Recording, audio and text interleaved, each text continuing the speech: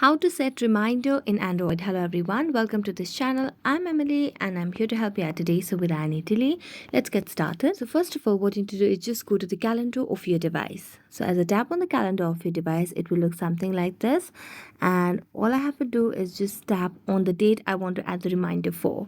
So for example, if I want to add the reminder for the 26th of the September, then tap on the date and then tap on the plus icon over here.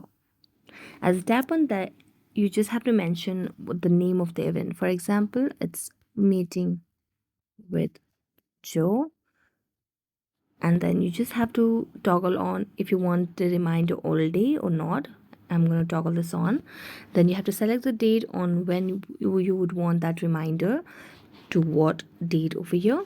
And then if you want to repeat or if you want that reminder to be on every daily day or weekdays or weekly, monthly, or just you can customize over here as well by tapping on the frequency and every day or not.